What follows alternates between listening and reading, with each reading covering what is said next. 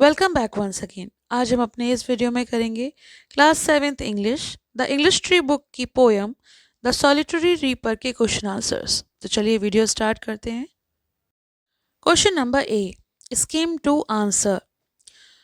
Choose the correct option to complete the sentence. So first one is the poet saw a girl in the field.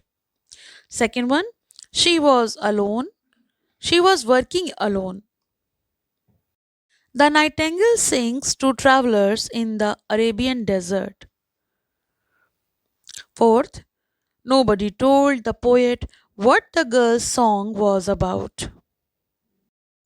Fifth, the song seemed endless, as if it would never stop. Sixth, the girl was bending over the grain while reaping and singing. Question number B, scan to answer. विस्तार से उत्तर दीजिए। First question, what does the poet want us to see. कवि हमें क्या दिखाना चाहते हैं। Answer, the poet want us to see a solitary highland girl working and singing alone in the field. कवि चाहते हैं कि हम उस अकेली पहाड़ी लड़की को देखें जो खेत में अकेली फसल काट रही है और गीत गा रही है। Question number two, complete this word web about the action of the girl. लड़की के कार्यों का वर्णन करना है। तो this is the web word. First word is the girl. लड़की कट्स द ग्रेन, फसल काट रही थी। बाइंड्स द सीव्स, गट्ठर बांध रही थी। बेंड्स ओवर हर सिकल, दरांती पर झुकी हुई थी।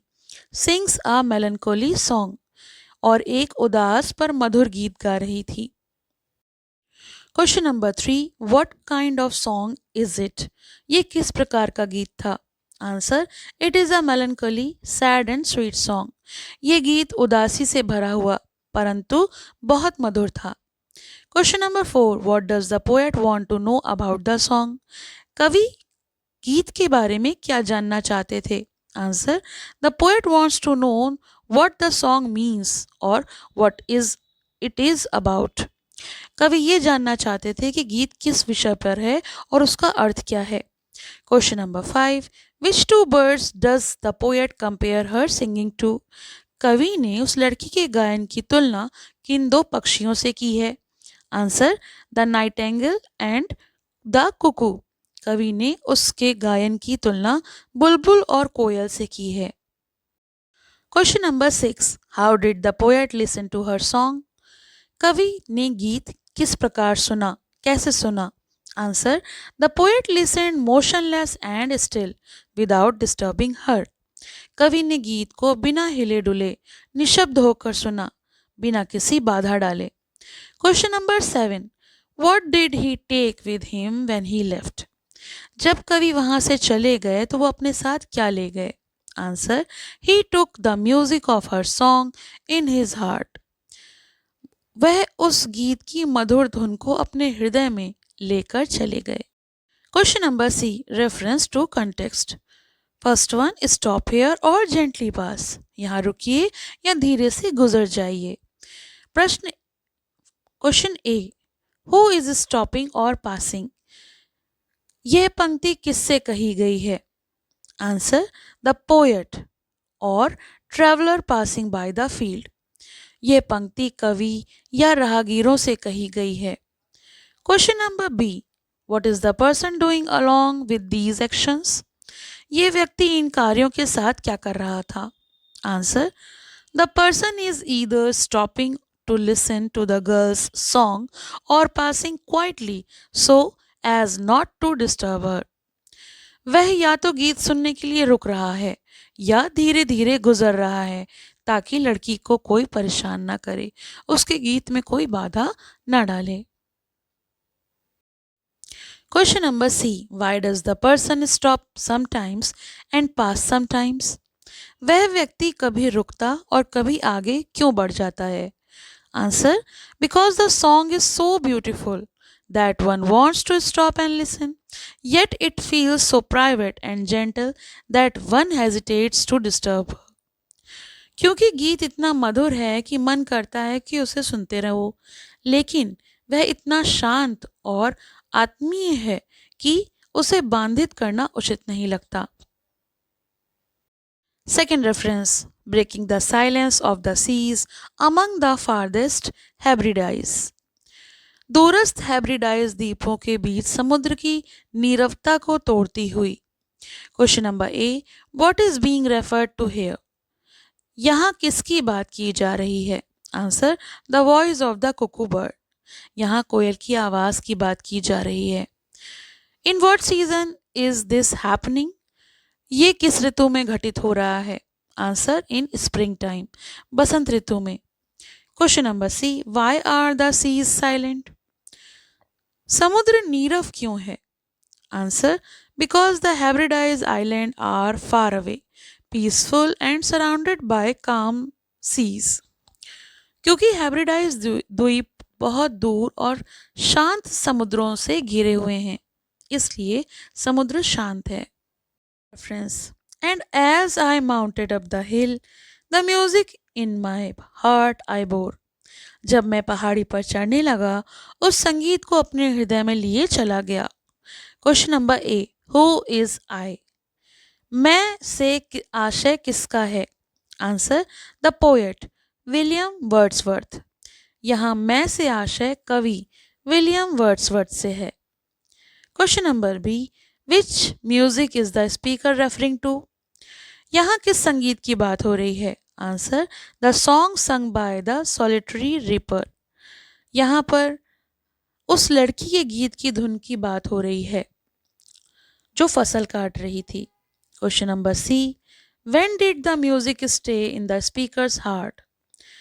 वह संगीत कवि के हृदय में कब तक रहा? Answer, the music stayed in his heart even after he could no longer hear it.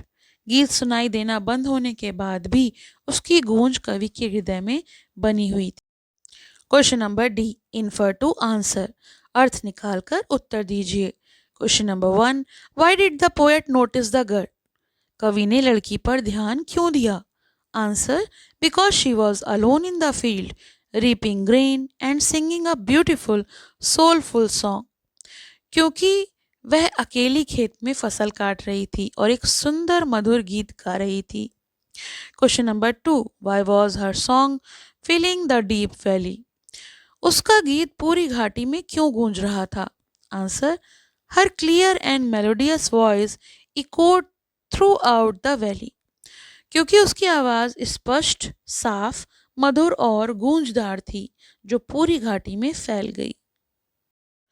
Question number 3, why does the nightingale's voice sound so sweet to travelers in the desert? रेगिस्तान में यात्रियों को बुलबुल की आवाज इतनी मीठी क्यों लगती है?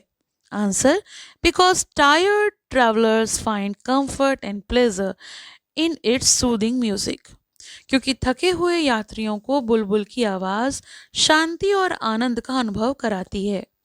Question number 4, why is the sound of a cuckoo's voice heard in the northern part of Scotland thrilling?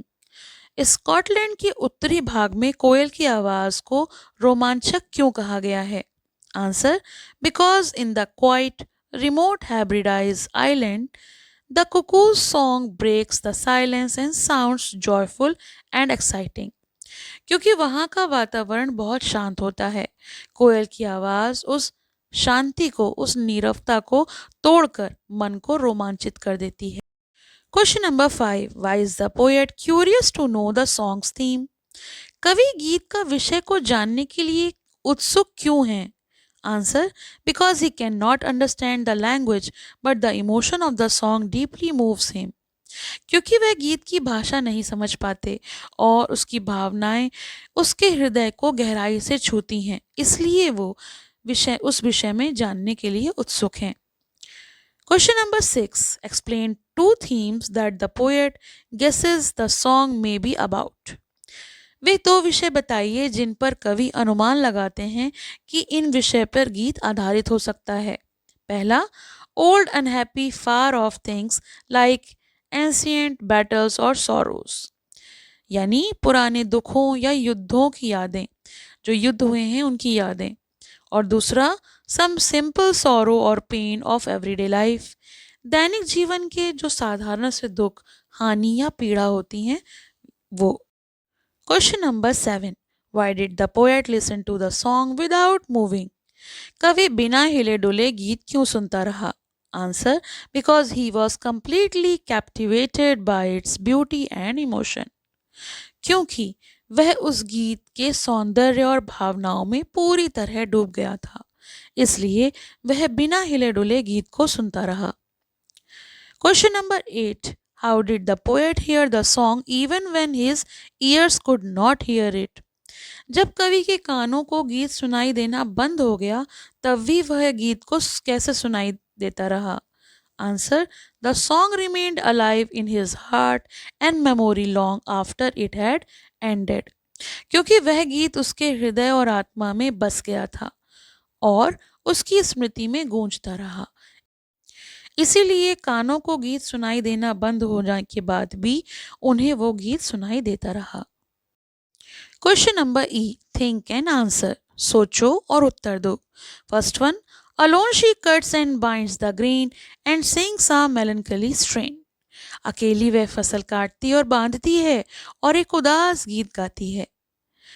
Is there a connection between her being single and the sound of her song? Describe the picture that comes to your mind. क्या उसके अकेले होने और गीत की उदासी के बीच कोई संबंध है? अगर है तो उसे, जो भी आपके दिमाग में है, उसको आप डिस्क्राइब करिए। Yes, her loneliness adds sadness to her song. The picture that comes to mind is a young Highland girl working hard alone, her voice echoing through the quiet green valley, expressing her inner feeling through her song. हाँ, उसके अकेलेपन उसके गीत की उदासी को और गहरा बना देता है। हमारे मन में ये चित्र उभरता है कि एक पहाड़ी लड़की शांत घाटी में अकेली फसल काट रही है और अपने दिल की भावनाओं को गीत के माध्यम से व्यक्त कर रही है, एक्सप्रेस कर रही है। थिंक एंड आंसर का second question, explain what the poet means by some more humble lay, familiar matter of today, some natural sorrow, loss or pain that has been and may be again. कुछ साधारण सा गीत आज की जानी पहचानी बातों पर, कोई स्वाभाविक दुख, हानि या पीड़ा जो पहले भी हुई है और फिर हो सकती है। तो ये जो क्वेश्चन है इसे एक्सप्लेन करना है। The poet wonders if the song is about ordinary human emotions like sorrow, loss, or pain that people experience in everyday life, simple yet universal feelings. कवि सोचता है कि शायद वह गीत किसी सामान्य मानवीय दुख या जीवन की पीड़ा के बारे में है, ऐसी भावनाएं जो हर व्यक्ति के जीवन में बार बार आती हैं। Question number 3. What does the poet's admission that he carried the song in his heart even after it was heard no more tell you about his personality? तो प्रश्न है, कवि यह स्वीकार करता है कि जब गीत सुनाई देना बंद हो गया तब भी वह उसे अपने हृदय के लिए मतलब उसको सुनाई देता रहा। इससे उसके व्यक्तित्व के बारे में क्या पता चलता है?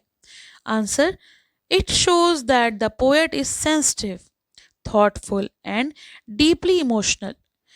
ये बात ये बताती है कि कवि बहुत संवेदनशील, भावुक और गहरे अनुभव वाले व्यक्ति हैं। He can feel beauty and emotion so deeply that it remains in his heart forever. वह सुंदरता और भावना को इतनी सच्चाई से महसूस करते हैं कि उनके मन में सदा के लिए वो बस जाती है। Last question, question number 4, right a summary of the poem. तो हमें यहाँ कविता का सारांश लिखना है। The solitary reaper describes a scene in which the poet sees a lonely highland girl cutting and binding grain while singing a sad and sweet song. William Wordsworth की कविता एकाकी फसल काटने वाली की कविता में कवि एक पहाड़ी लड़की को खेत में अकेले फसल काटते और गीत गाते हुए देखता है। Her song is so beautiful that it surpasses the music of the nightingale and the cuckoo. उसका गीत इतना मधुर और भावनापूर्ण है कि वह बुलबुल और कोयल के गीत से भी अधिक सुंदर लगता है। Though the poet cannot understand its words, he feels its emotion deeply. कवि गीत का अर्थ नहीं समझ पाता, लेकिन उसकी धुन और भावनाएं उसके मन को गहराई से छू जाती हैं.